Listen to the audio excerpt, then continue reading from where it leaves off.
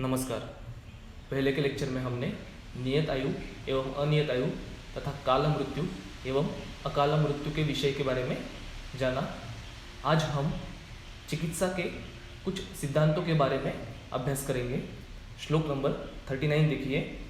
अथ अग्निवेश प्रपच्च किन्नु खलु भगवन् ज्वरितेभ्य पानीयम् उष्णं प्रयच्छति विषजो भूयिष्ठं न तथा शीतम् अस्ति च शीतसाध्योऽपि धातुर्ज्वरकर इति।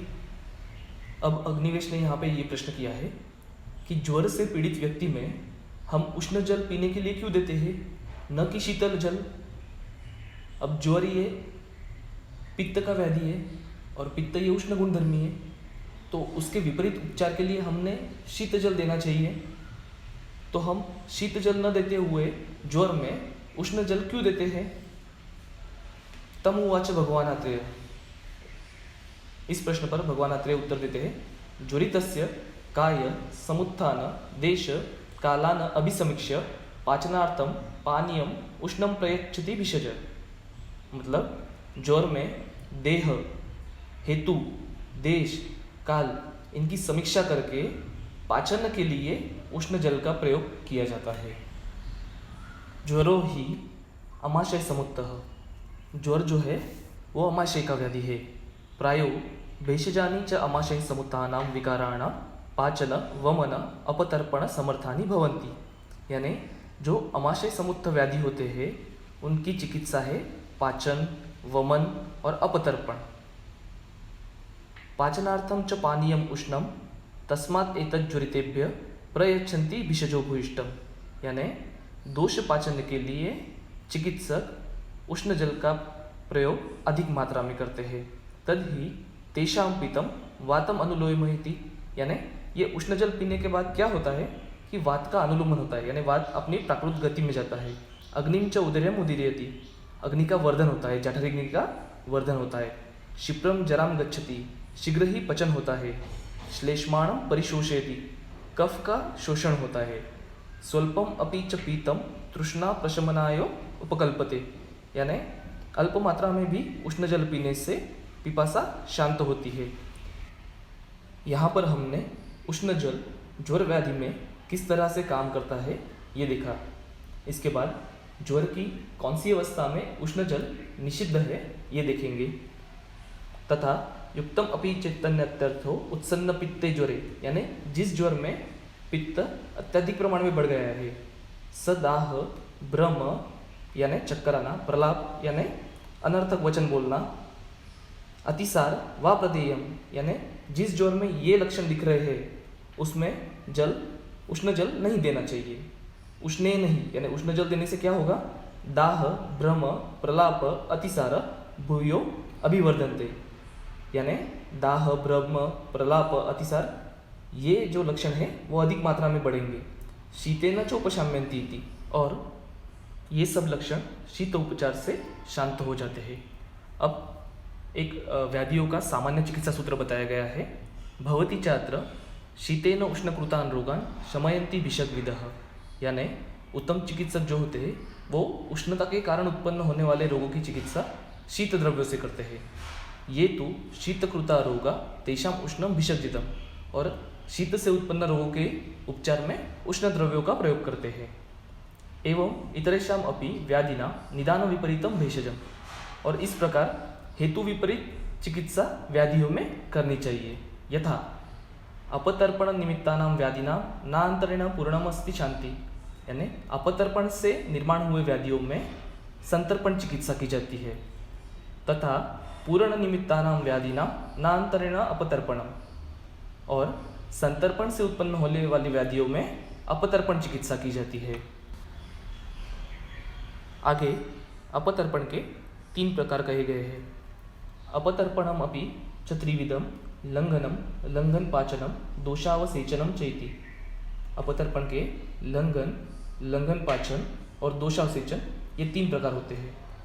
अब इनका उपयोग व्याधि के किन अवस्थाओं में करना चाहिए इसका वर्णन आगे के श्लोक में आया है। तत्र लंघनम अल्पबल दोषाणाम। यानी जहाँ पे दोष अल्प मात्रा में बढ़े हैं वहाँ पे लंघन करना चाहिए। लंघनेन ही अग्निमारुत वृद्ध्या वातातपपरित इव अल्पम उदकम अल्पो दोषः प्रशोषम आपद्यते। यानी इसके लिए एक उदाहरण दिया है, जिससे छोटा जलाशय है, उसमें अल्प प्रमाण में जल बचा हुआ है, तो वो जल उससे घिरे हुए वात और धूप की वजह से सूख जाता है। उसी प्रकार लंघन में बढ़े हुए वायु और अग्नि के कारण अल्प बल वाले दोष नष्ट हो जाते हैं। लंघन पाचने तो मध्य बल दोषाणाम। अगर मध्यम बलवान दोष है तो उसकी चिकित्सा लंघन पाचन से करनी चाहिए।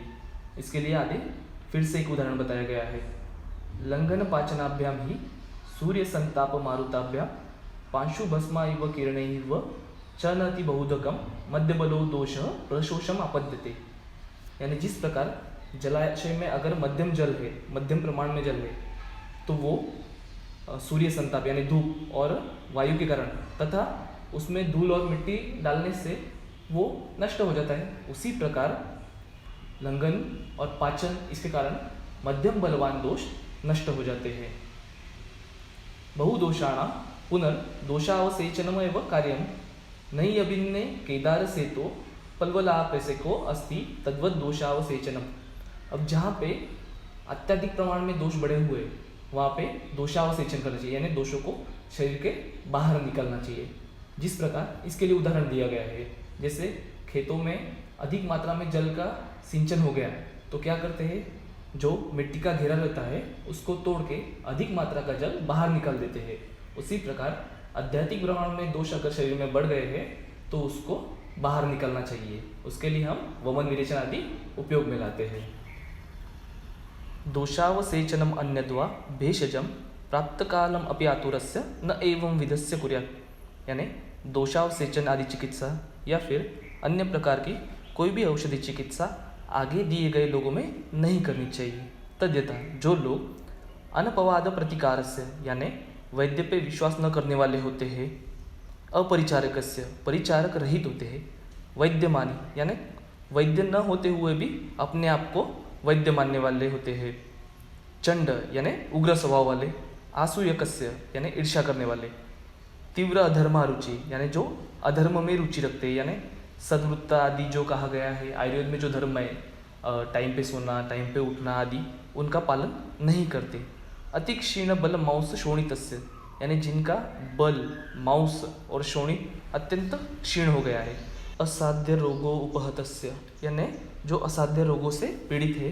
मुमूर्षु लिंगान्वितस्य जिसमें मरणासन्न लक्षण दिख रहे हैं, चैती, ये सब लोग। एवं विधम ही आतुरम उपचरन भिषक पापी यसा अयशसा योगम मृच्छति इति। यानी इस प्रकार के रोगियों की चिकित्सा करने वाले चिकित्सक को अपयश की प्राप्ति होती है। भवति चत्र तदात्वे च अनुबंधे व यस्य स्याद अशुभम फलम कर्मणस्तन्न कर्तव्यम एतद् बुद्धिमतां मतम। इसलिए चिकित्सा कर्म करते हुए तुरंत या भविष्य में जिसका परिणाम अशुभ कारक है, ऐसे कर्मों को नहीं करना चाहिए, ऐसे बुद्धिमान लोगों का मत है।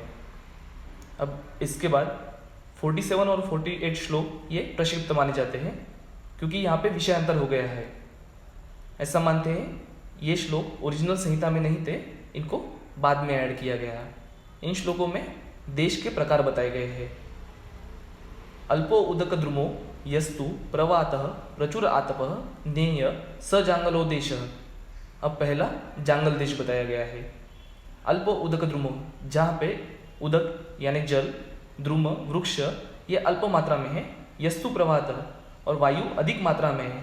उसी प्रकार प्रचुर आतपः धूप भी अधिक मात्रा में है, नेय स जांगलो देश उसे जांगल देश कहते हैं। स्वल्प रोग तमोपि च यहाँ पे रोग भी बहुत कम होते हैं। प्रचुर उदक वृक्षो यो निवातो दुर्लभ आतप अनुपो बहुदोषश्च। यानी ऐसे देश जहाँ पे जल और वृक्ष अधिक मात्रा में होता है, निवात यानी वायु बहुत कम मात्रा में होती है, दुर्लभ आतप यानी धूप बड़ी मुश्किल से प्राप्त होती है, अनुपो बहुदोषश्च उसे अनुपदेश कहते हैं। यहाँ पे दोष की वृद्धि भी अधिक होती है और रोग भी अधिक होते हैं। सम साधारणो मत यानी जहाँ पे जल, वृक्ष, वायु और धूप ये सम मात्रा में रहते हैं, वो देश साधारण देश होता है। तत्र श्लोकाः। अब इस अध्याय में दिए गए सारे विषयों का संक्षेप में विवरण इस श्लोक में आया है। पूर्वरूपाणि सामान्य हेतवा सस्वलक्षणा देशोध्वंसस्य भैषज्यम हेतुना मूलमेव च। यानी जनपदोध्वंस के पूर्व रूप, उसके सामान्य कारण तथा उसके लक्षण, इसके बाद जनपदोध्वंस के कारण वात, जल, देश, काल इत्यादि, और उसका मूल कारण जो है अधर्म, इनका वर्णन। प्राग विकार समुत्पत्तिर आयुष्य क्षयक्रम मरणम प्रतिभूताना काला काल विनिश्चय। यानी रोगों की पूर्वोत्पत्ति कैसे हुई, आयु का विचार, और क्रमशः आयु का क्षय कैसे होता है, मनुष्यों की काल और अकाल मृत्यु का निश्चय, और काल और अकाल मृत्यु किस प्रकार होती है इसका विचार। यथा च काल मरणम यथायुक्तम च भेषजम सिद्धिम याति औषधम येषाम च कुर्याद येन हेतुना। जिस प्रकार औषधि का प्रयोग सफल होता है उसका विचार, अचिकित्सीय रोगी का विचार, और उपचार नहीं करने के कारण ये इसमें बताया गया है। तदात्र यो अग्निवेशाय निखिलम सर्वमुक्तवान देशोध्वंस निमित्तीय विमाने मुनिसत्तम। इन सभी उपयुक्त विषयों को आत्रेय पुनर्वसु द्वारा जनपदोध्वंस विमान में कहा गया है। यहाँ पे जनपदोध्वंसिनी विमानम यह अध्याय समाप्त होता है। इति अग्निवेशकृते तंत्रे चरक पद्धति संस्कृते विमानस्थाने जनपदोध्वंसनीयं विमानम नाम तृतीयो अध्यायः।